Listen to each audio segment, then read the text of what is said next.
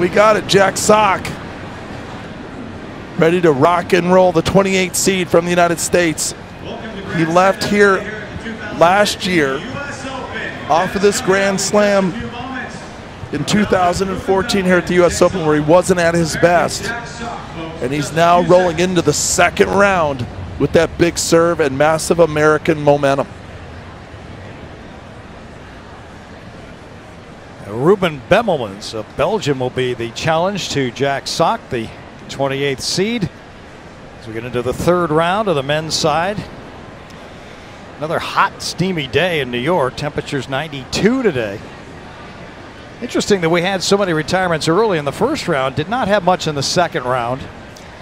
Less injuries. The temperatures have been just as high, the humidity just as high. So maybe the players are starting to acclimate a little bit to the conditions we're seeing in New York this week.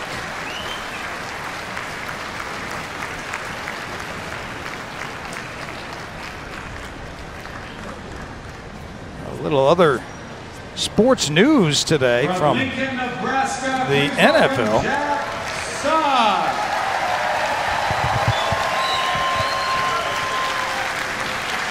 The players now have arrived on the court. We'll get back to the other news in sports today. But as we get set for Jack Sock, the NFL has said that Tom Brady's not going to sit down at all. So from 4 games suspended to 0. That was a long time in the making. The judge made that call today. So while Jack Sock gets set to take on a Belgian player, elsewhere on the grounds, Roger Federer on a 25-match win streak himself against Belgium. He'll play Steve Darcis tonight.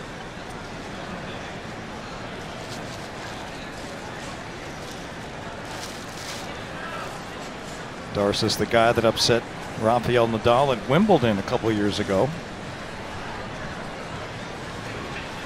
Stan Wawrinka will be on court today, seeking to become only the 10th active player to win his 100th match in the majors. He'll play a teenager from Korea, Ayeon Chung. Donald Young will be back in action, unseeded.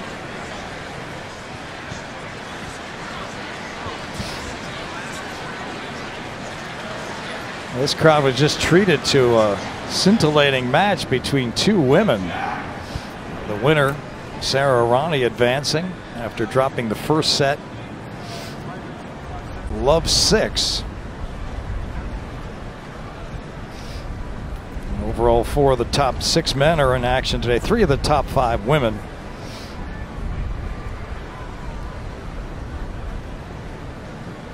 Andy Murray going to his second round meeting against Adrian Manarino. Yeah, we probably need another. As we get into the warm-ups for these 2 players, Jack Sock with the bright orange. He's playing against the left-hander. And as you have said many times, playing against a left-hander is a little bit different. It is very tricky with that side spin. There aren't many of them out there. They're kind of outliers on the tour, just in tennis in general. Think about the number of left-handers that are playing at your club or in the junior ranks and at your academy if you're a kid, or on your tennis team, high school tennis team, college tennis team. And it's a completely different approach. The way they run to the ball, even the way they cover the ad court with their big forehands, and it's even lefties hate playing lefties. The advantage I had, and the same with Andy Murray, and Andy Murray talked about this, is our brothers are both left-handed. So we grew up playing against that kind of spin and everything, and so it was actually one of these unique blessings we had as competitors to be able to hit so many balls and play so many sets against the southpaw.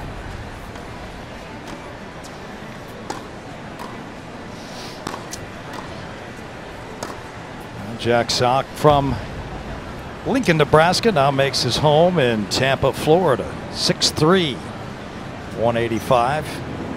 Big right-hander, turned pro 2011. And within a year, he reached his highest ranking of 6. Right now, he is at 28. Compiled a record of 22-12 this year. All right, so it's about spin as much as anything else, or is it about returns of serve? Return of serve. There isn't anything on the court, whether the guy's serving, returning, he's at the net. When you're approaching to him, you're going to be approaching to typically the backhand of the righty, which will be the strength of a lefty, which is their forehand. So, and we talked about this off air. Think about some of the great rivalries and dynasties that were broken up by lefties. And you go back to, Borg was ruined by John McEnroe, left-hander. Chris Evert was destroyed by Martina Navratilova, left-hander. And now modern day rivalry. Roger Federer, 17 majors, but has a losing record with his main rival, left-handed Rafael Nadal. And it's just matchups.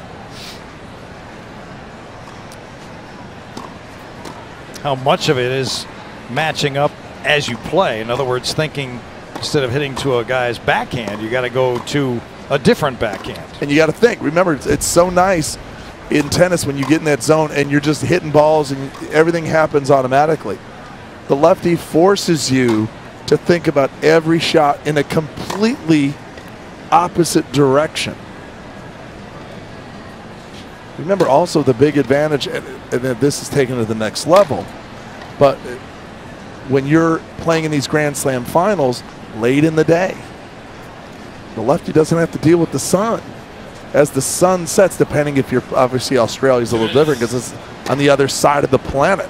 But if you're playing in the French, Wimbledon, and the US Open in the Northern Hemisphere, I know this is big picture stuff, it makes a difference. You're looking up into the sun early in the afternoon and before the sun sets. Lefties don't have to do that.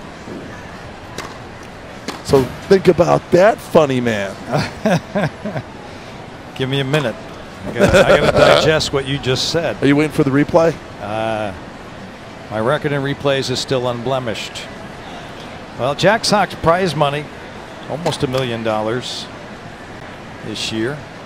You mentioned 22-12 in singles. He likes to play doubles too. 18-9 record there. He won at Houston. He was a semifinalist in Newport, quarterfinalist in Washington this summer. He won at Indian Wells and the doubles with Pospisil. Also got to a final in Miami with Pospisil. So, and we talked about this a little bit. Playing doubles, not what most singles players do these days. How can that be an advantage for Jack Sock? Well, I think the biggest thing is more match play. Remember the old John McEnroe days? And he'd say, I didn't like to practice, so I used doubles as my practice template. And you're competing, you're learning how to serve at 15-30, you're learning how to split step at the right time, cover the net at the right time. Doubles is a massive platform, and you want to be an all-court, all-purpose player, and Jack Sock can do that. I'm really intrigued with his career because he's already won a mixed doubles title here at the US Open, Melanie Dan a couple years ago. Then he follows that up with a doubles win at Wimbledon over the Bryan brothers, center court Wimbledon. Amazing. So he really has an opportunity to go triple crown. Not many people in the Open era since '68 have done that. They've been either double specialists like the Woodies or single specialists like you've got Federer. And not that they couldn't have won those disciplines, but they didn't play the complete package. Sock has a very unique platform in his career early on to do the trifecta. Yeah, the Bryans bumped out of here in the first round. That's a shocking result. Sam Querrey is, Stevie Johnson. Big, strong Americans that are very comfortable against the Bryan brothers. They played on Davis Cup teams with them, so you don't have the intimidation or fear factor, and that plays into the upset. The Bryans are gone, so someone else is going to win the U.S. Open Doubles Championship.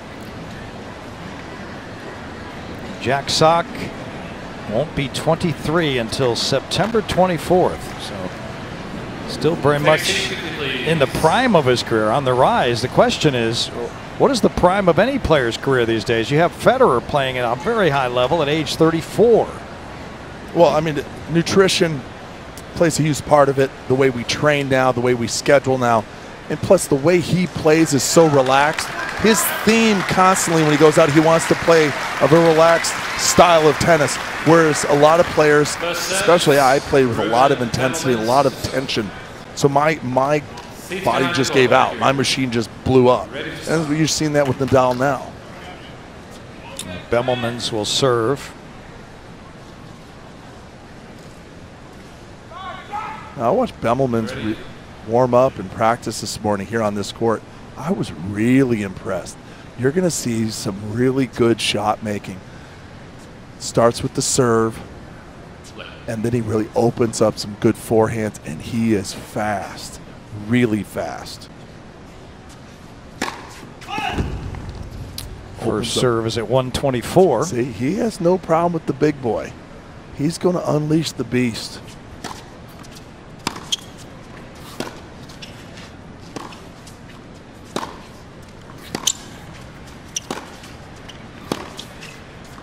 And there's your matchup right there. That point is going to be played out time and time again by both players who can serve and then incorporate their forehands in. For Bemelmans, he's going to have to sit there, serve, and look forehand, and then he can go inside out and try to attack the backhand of Sock. And then Sock will turn around with a bigger serve, a bigger cannon, and a bigger forehand. But how can he execute and implement his style of play?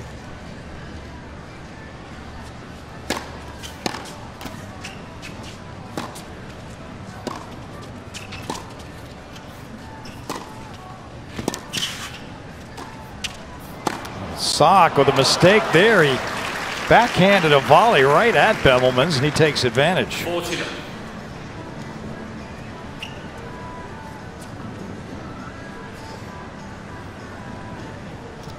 On the sideline was called out. There'll be another break point for Sock.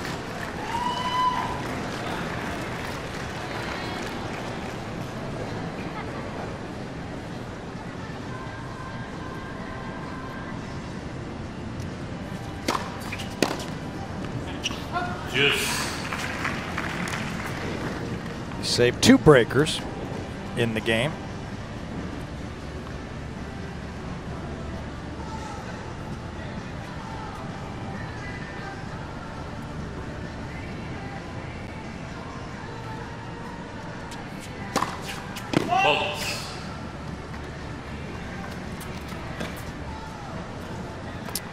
Last summer here at the U.S. Open, a first round retirement by Sock. He played Pablo Andujar right here in this stadium.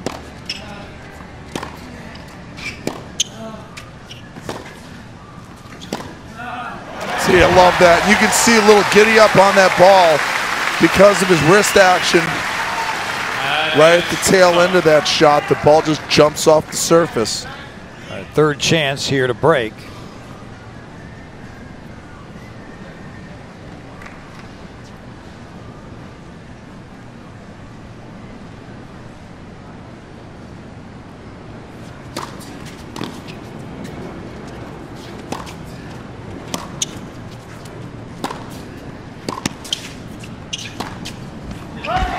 And Sock gets what he wants, what he needs. He gets the break.